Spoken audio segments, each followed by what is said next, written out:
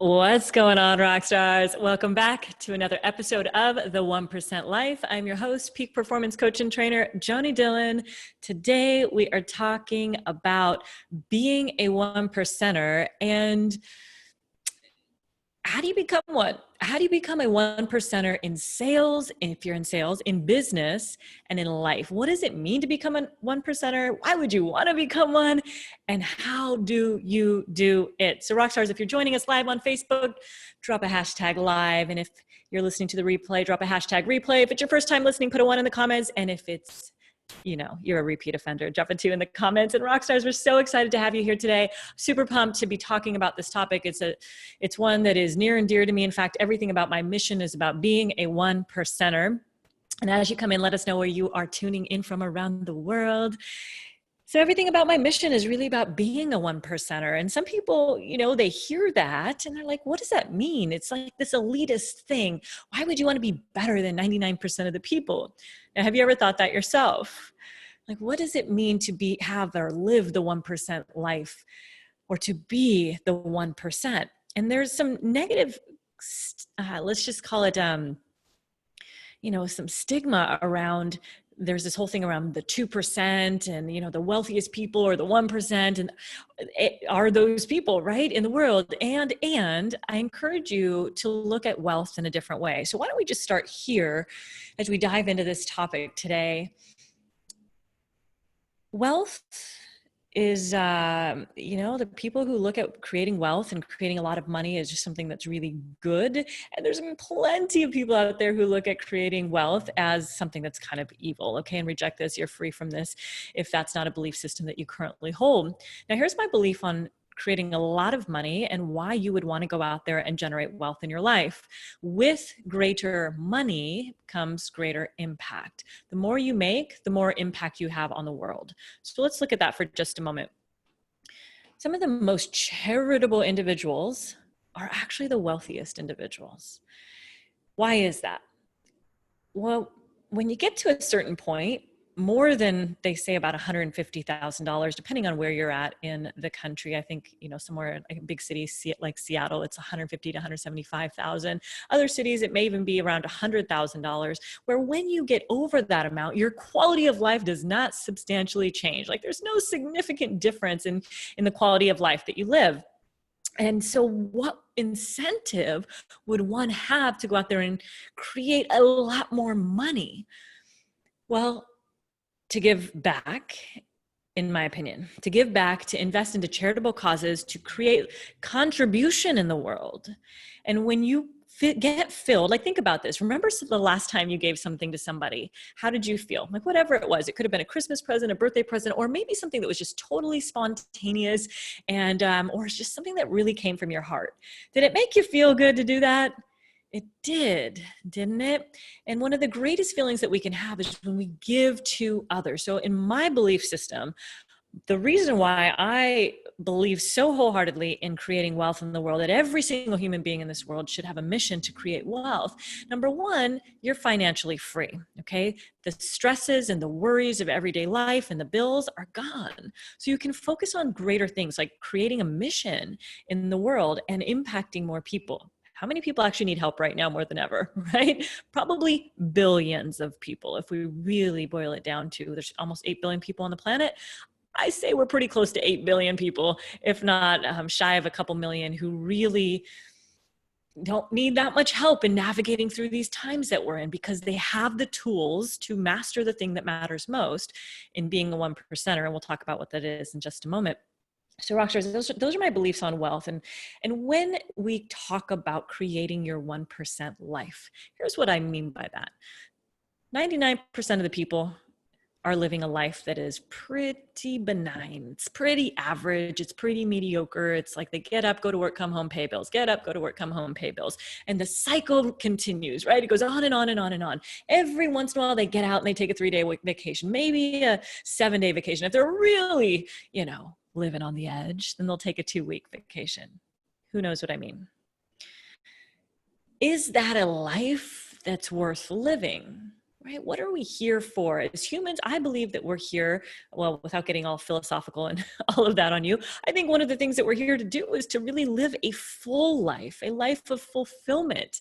And then one of the greatest ways to get fulfillment is to give back to others and to, create experiences with the people that you love. So what my 1% life looks like has nothing to do with what your 1% life looks like.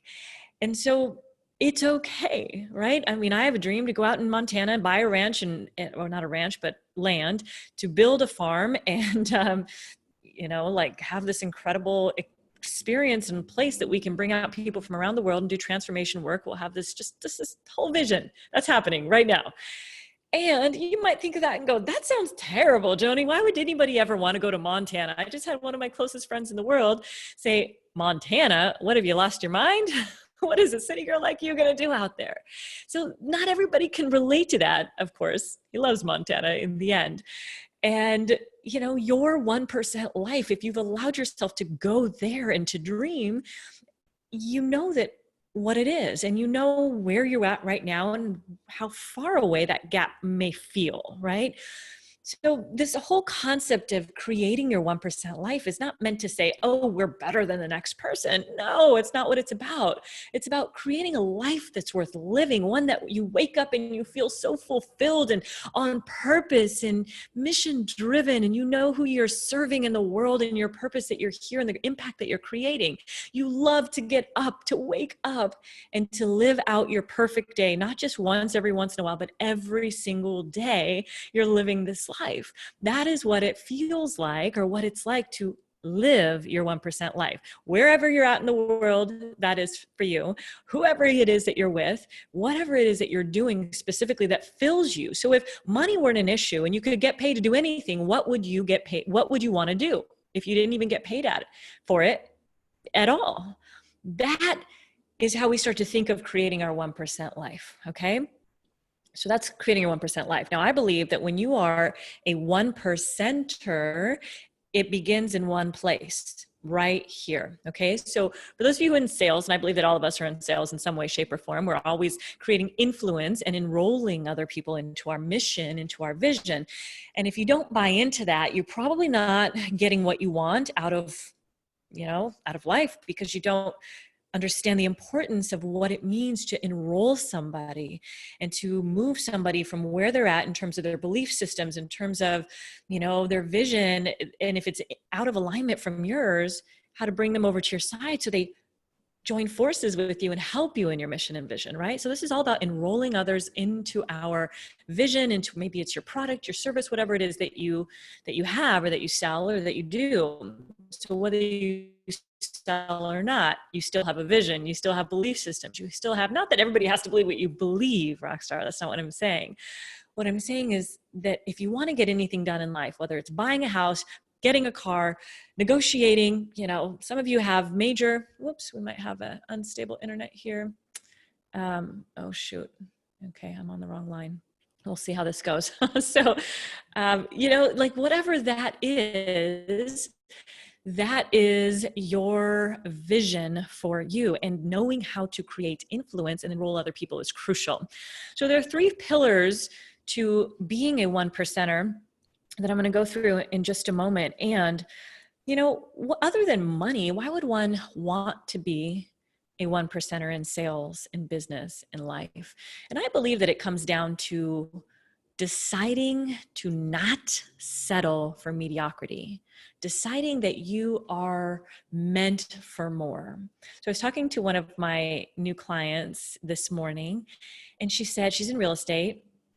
Her name's Kim. And she said, Joanie, I've worked with so many, she's top 5% of all real estate agents in this part of Texas. And maybe it's all of Texas. I don't even know that I remember. I think it's just a specific city, a big city in Texas. And she said, there's 13,000 real estate agents here, and I'm in the top 5%. And I'm talking to her. She said, I've worked with so many coaches in the past, real estate coaches. And she says, they all say the same thing. They all say, get up and do your, make your calls and make X number of calls every single day. And it's like the exact same thing every single day. Yet they never get to the crux of what's really going on that's stopping somebody, right, from selling that, let's just say $150,000 house versus knowing and believing, or one or two houses a quarter, let's just say, which is probably not even the average real estate sales professional sells, that much, because there's so many who are just flailing and floundering out there. She said, they don't focus on the thing that really matters versus selling like 10 a month, right? Or 20 a month. And that's this right here, what's in between your ears, your mind, and even bigger than your mind as a whole, it's your subconscious mind, that part of your mind that goes out and gets the success for you, either gets it or can sabotage you from ever getting it. And so this is really important. And she said, just being in your 10-day challenge alone has shifted so much for me and has me thinking in a completely different way. COVID had totally turned her business initially, how she worded it, maybe not in slightly different words, but had put a halt or a damper on her business for a couple months. She said, I literally had in my mind that just one sale a month is going to pay my bills and keep things going. One house sale. Well, guess what she got, rock stars? One sale each month for the last 3 months. So she said, imagine if I had said 10, right? Like no matter what's going on, 10 sales. Well, I probably can guess that she would have hit that, right? Somebody who's selling $25 million a year in real estate has big vision. And yet they too need an up leveling often of what's going on inside, right? We all hit our ceiling where it's like, we can't see the thing that's in our blind spot because it's in our blind spot. So I believe that there's a hunger, there's a passion, the conversation that we were having, it's like nobody can relate to. She said one of her gals went and made $30,000 that month. I think it was one of her employees. And someone looked at her and she went and bought cookies for her school or cupcakes for her kids' school. And the parent looked at her and said, well, did you make these? And we kind of joked it. It was like, well, why not just say, well, no, I didn't, but did you make $30,000 last month? Right.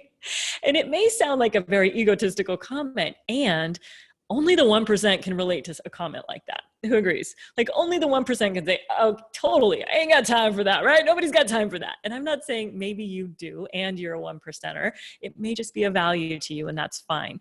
Point being that most people cannot relate to 1%er problems. One of my other clients, she's talking about, when you're at $200,000, for the month in sales and everybody's like, why are you complaining? What are you so upset about? And that you should be higher.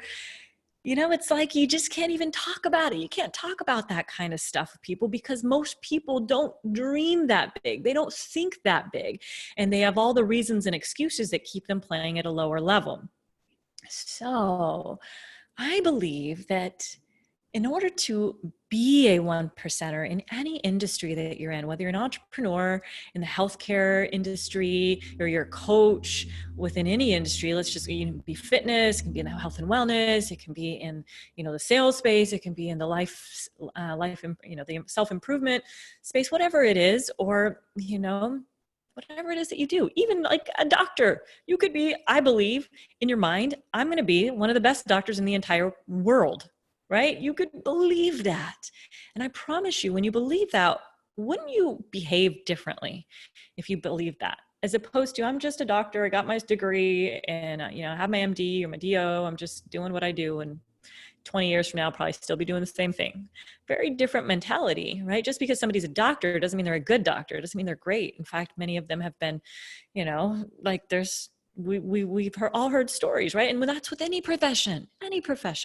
So there's a level of achieving excellence that we've talked about recently on the show that's really crucial and necessary for being a 1%er and for getting at that to that level of success. And here's the thing. If you get there once, that's one thing. I used to always, kind of, it was a little ego thing, but for sure, when I would see these people hit President's Club one time in my last company, I'm like, yeah, you've been in the company 17 years and you just hit it one time. Like, and sure, that was kind of a jerky statement, but I would keep it to myself. And, I certainly see things differently now. And the point being, it's like, everyone can, have a one-hit wonder. Everyone can have a good month or touch their dreams for a moment. And that's important. And I think that's incredible. And it takes a very special talent, right? Talent, not in skill set here. It takes a very specialized mind to be able to create those results consistently every single month, or maybe for some of you every single week. That equates to a month, and year after year after year, so that you're improving, as opposed to, you had an incredible year, you made multiple six figures or seven figures, and then you just can't do it again. So this is can be an issue for people.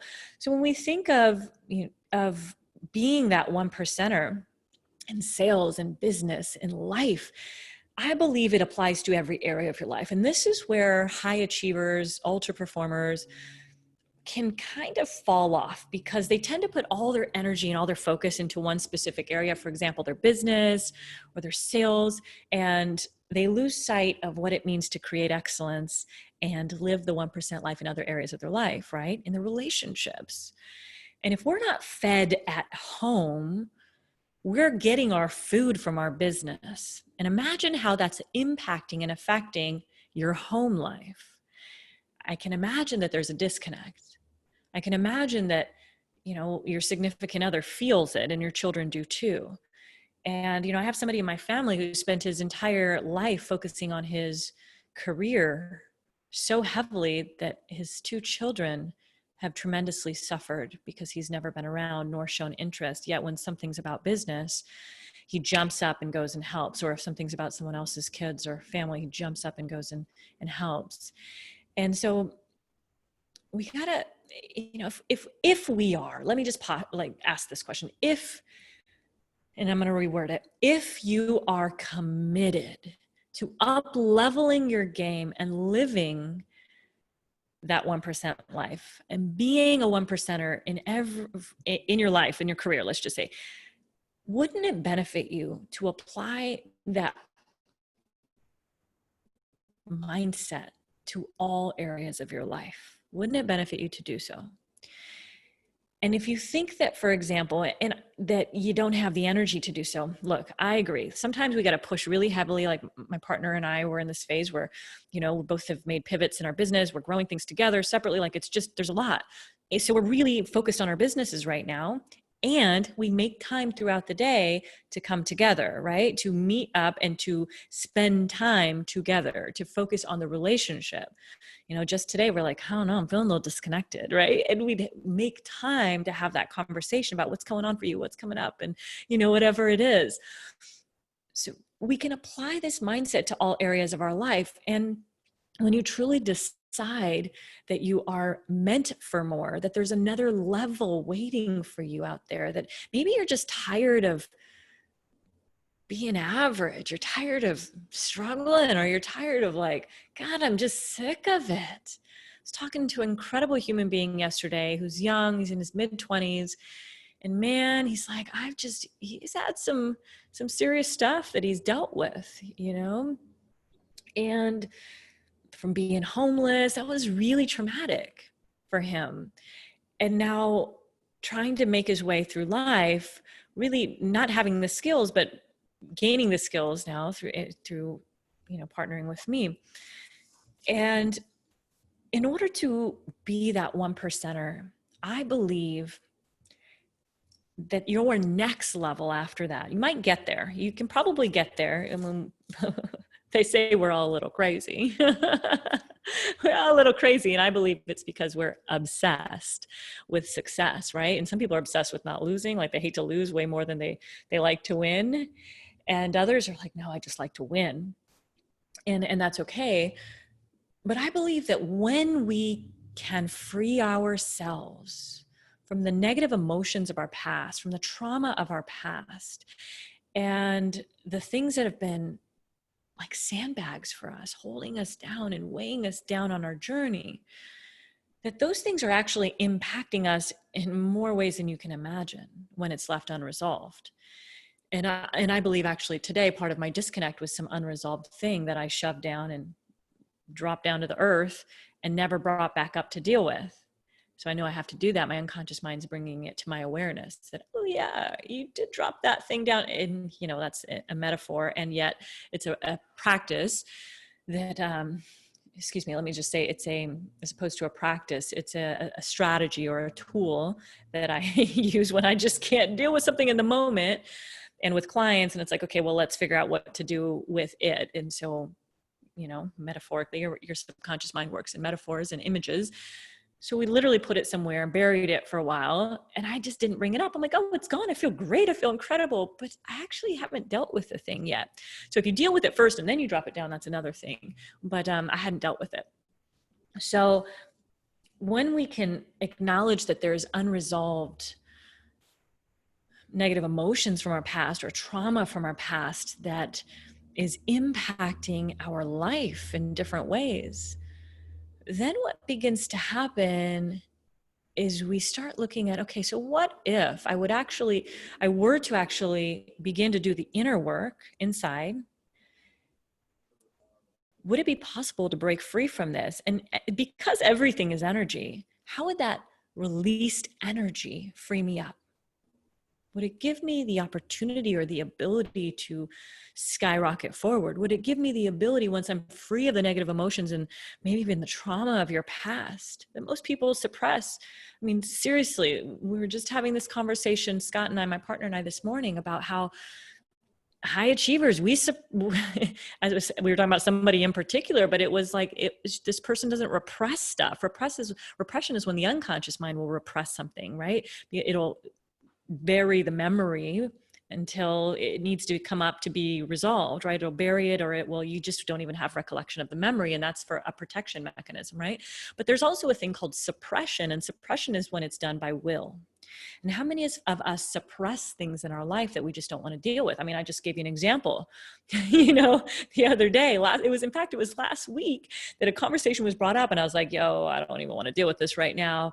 And whatever the conversation was, I was like, I got way too much going, right? This is the high achiever, the very masculine energy that even females can bring to the table, especially as high performing, ultra performing females who are on a mission to get stuff done, right? I don't have time for that. We gotta go. Or let's just, I'll get to it when I get to it. And it's called suppression when you suppress the memory or suppress the negative emotions by will, meaning you're choosing to just not deal.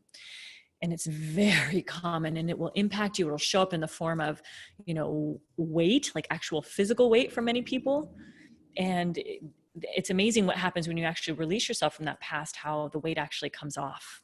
Oh, it's so amazing. And, obviously, I've personally dealt with any past trauma, and trauma is different for every single person. By the way, you all are safe from it. Right now, like, just clear the screen on that. And, we all deal with it differently and we perceive trauma in different ways. So I believe that in order to break free of, the ceiling that you're under and get to the next level of your life and your career and your business and your relationships and your health, we must decide to do the inner work. And there's many different ways of which you can choose to do it. Hypnosis is just one way. There's another therapy called EMDR.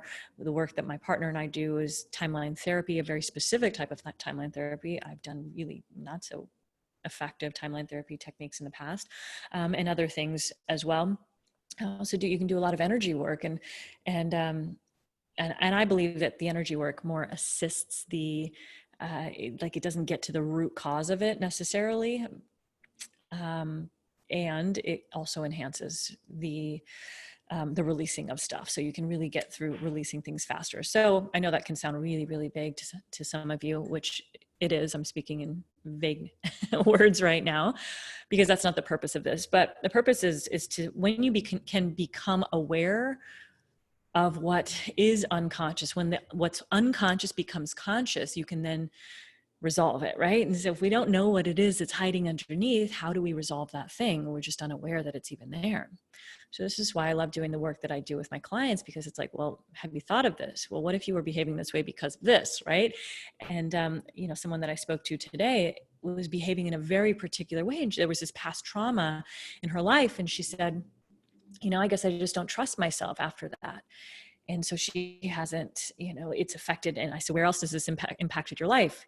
She doesn't trust her team. So she created results with the team, team didn't barely do anything. It impacted her relationships, hasn't been in relationships for years. It's impacted so much stuff because of this one decision that she decided that to believe, not consciously, but at the subconscious level. So getting to live that life that's fulfilled in all areas, right? We can all be a 1%er in our career, in our business, in sales, whatever it is that you do. Yet if you really want to create a life that's like fulfilling, you got to feel fulfilled in all aspects of your life and your health and your family and your personal relationships.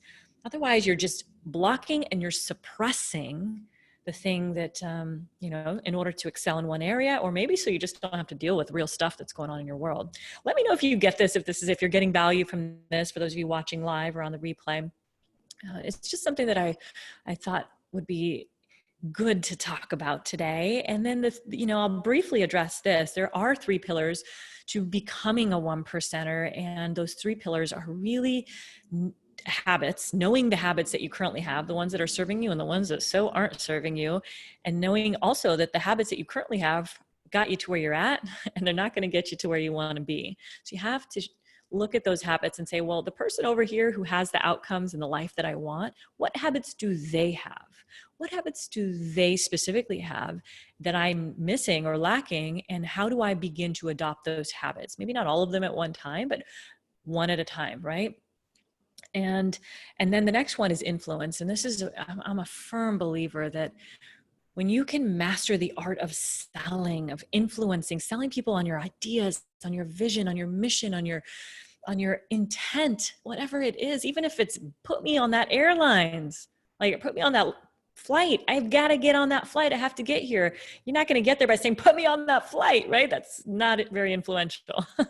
It's about knowing how to create influence with the individual who's already seen about 100 people that day who are irritated and don't want to talk to you, or to her, she doesn't want to talk to them, yet you show up. And how is it that she's going to let you on that flight? What is it that you can do differently? Because you can. And, there's a whole art to that world of influence and enrolling people in your mission. And then the last thing is subconscious. It's actually the first thing I believe that matters, because if you're not working with your subconscious mind, you're not reinforcing, like the habit you don't get unconsciously competent in this habit, right? So that you're creating, as well as when you learn how to work with other people's subconscious minds, you can learn to create influence at a greater level. So subconscious is really huge, and it constitutes what I just said, as well as reprogramming your mind to release any of the limiting negative beliefs that you have, or the decisions that you made to believe certain things about yourself that simply aren't true. They're just stories and beliefs that are false, and to reprogram new beliefs and new stories in that will serve you in getting to your mission that you have and your outcomes that you desire in your life. So 3 components: releasing the past to really just soar. Like, I'm really excited for my new clients who I'm taking on, and those who do have significant, trauma, and to begin to help them to release that so they can go out and sell millions and millions of dollars and 10x their business even, and just, go from the 5% to the 1% and release anything from their past that's holding them back. So Rockstar, hope you got value from today's show. And if you did, if you're listening to us on Facebook, please tag somebody in the comments or share this out to your communities, your groups that you're involved in and a part of. And if you're listening to us on our podcasting platform, please leave us a 5-star review, as well as a rating and review if you got value from today's show. Rockstar, super joyful to be here with you today. I'm going to get out there and walk the doggies because it's gorgeous out, and 80 degrees in Seattle, unheard of, before I have a training tonight for my challenge. All right, Rockstars, you're incredible. Get out there and be unstoppable. Peace.